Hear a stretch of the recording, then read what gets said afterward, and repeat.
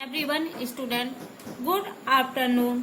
Subject Hindi standard 7 द्वितीय भाषा कक्षा 7 प्रथम सत्र। ये बच्चों टेक्स्ट बुक है। चलो इसको ओपन करते हैं। लेसन नंबर है 4 कथनी और करनी। बच्चों मैंने रीडिंग भी करा दी थी और एक्सप्लेन भी किया था। इसका भी बच्चों मैंने रीडिंग करा दी थी और एक्सप्लेन भी किया था। अब चलो बच्चों इस पेज पर आते पेज नंबर है 21। चलो बच्चों रीडिंग करते हैं।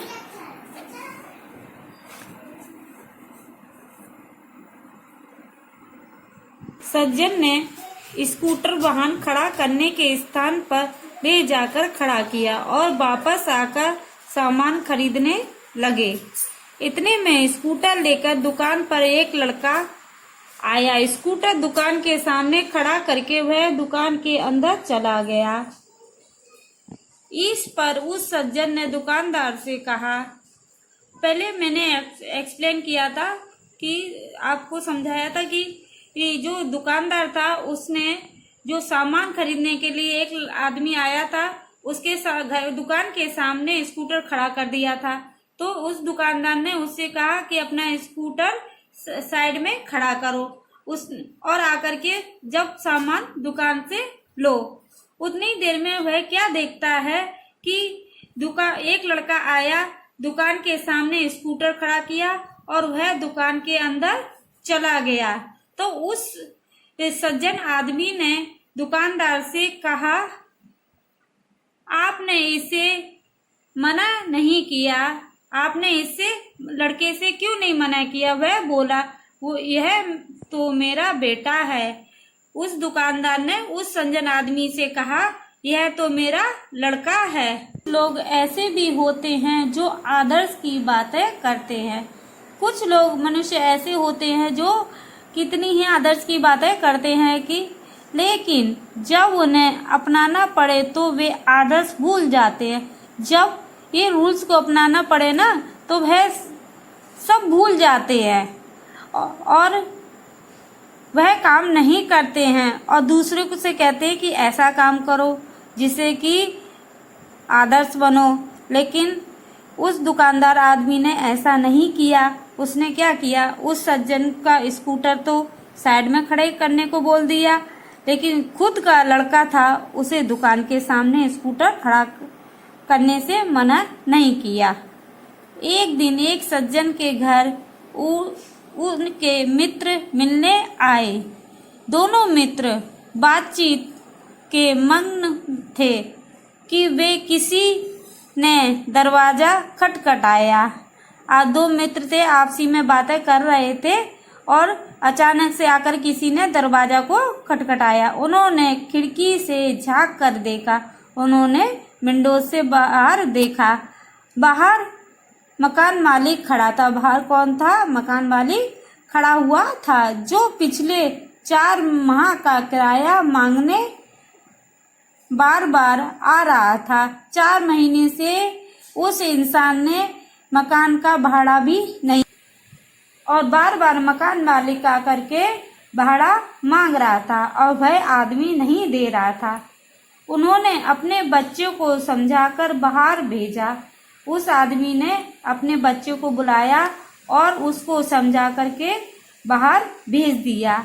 जब बच्चा बाहर गया तो मकान मालिक ने उससे कहा, जब बच्चा बाहर गया, गेट से बाहर गया, तो वो जो भाड़ा लेने के लिए मकान मालिक आया उसने उस बच्चे से कहा, तुम्हारे पिताजी से कहो कि मैं मकान का किराया लेने आया हूँ।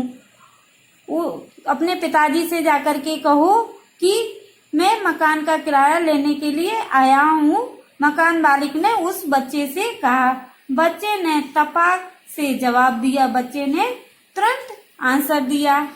पिताजी ने कहा है, उसके डैडी ने कहा है उस बच्चे से कि वे घर पर नहीं है, कि हमारे डैडी घर पर नहीं है। बच्चे की बात सुनकर मकान मालिक हंसने लगा। अब बच्चे की बात सुनकर मकान मालिक क्यों हंसने लगा था? मकान मालिक इसलिए हंसने लगा था क्योंकि बच्चे ने कहा कि मेरे डैडी ने कहा है कि डैडी घर पे नहीं है। इसलिए मकान मालिक हंसने लगा। घर में बेटे मित्र के चेहरे का भी मुस्कान आ गई, जिसे देखकर वे सज्जन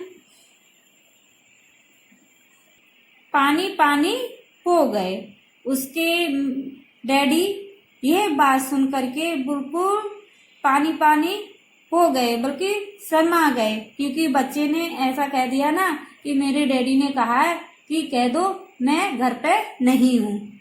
एक सज्जन ने अपने पोते को यह सिखाया, एक आदमी था, उसने अपने पोते को सिखाया था कि हमें कभी किसी काम को गलत ढंग से नहीं करना चाहिए।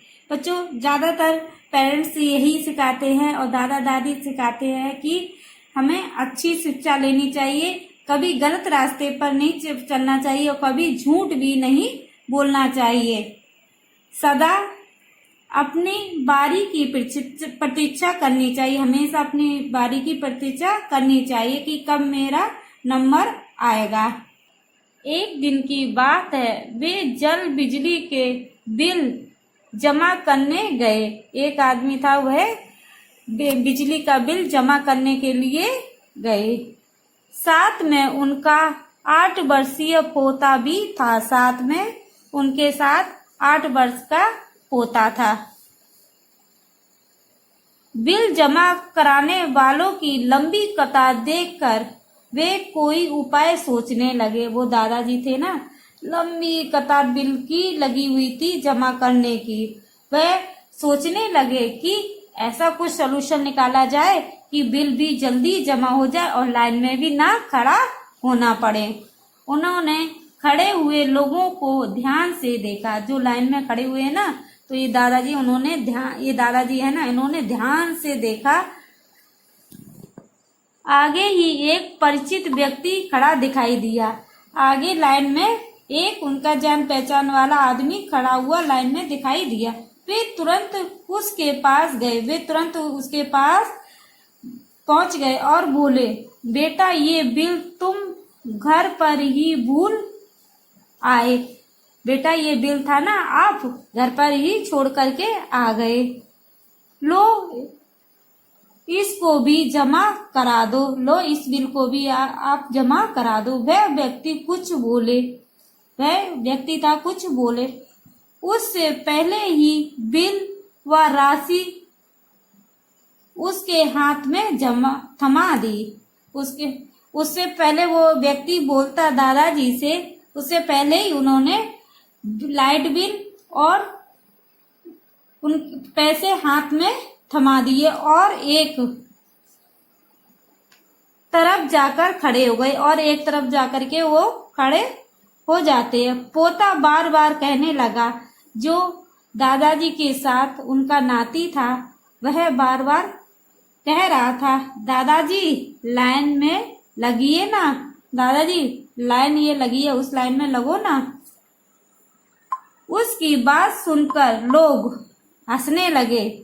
उसके नाती की बात यह सुनकर के जो लाइन में खड़े थे व्यक्ति, वह हंसने लगे। कई लोग ऐसे होते हैं जो आदर्श की बातें तो करते हैं पर उन्हें अपनाते नहीं हैं। कई लोग ऐसे होते हैं, कितने आदर्श की बातें करते जाते हैं और लेकिन वह बिल्कुल भी नहीं अपनाते हैं। इस प्रकार का आचरण अच्छा नहीं होता। ऐसा आचरण करने वालों को कभी सम्मान नहीं मिलता, वे हंसी के पात्र बनते हैं। इसलिए इसे कथनी और करनी में सदैव समानता रखनी चाहिए।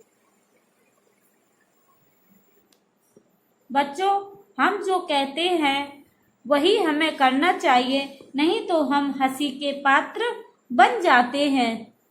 हो कथनी करनी एक समान, जग में मिलता तब सम्मान। कि जो हम कहते हैं उसे करके दिखाएं तो तभी हमें पूरी दुनिया में सम्मान मिलता है। बच्चों, अब हमारा ही ये चैप्टर समाप्त होता है और इसकी आप रीडिंग करेंगे और रीडिंग कंपलसरी है आपकी, ये इस चैप्टर की। आपको इस चैप्टर से क्या शिक्षा मिलती है? Okay, bye bye student.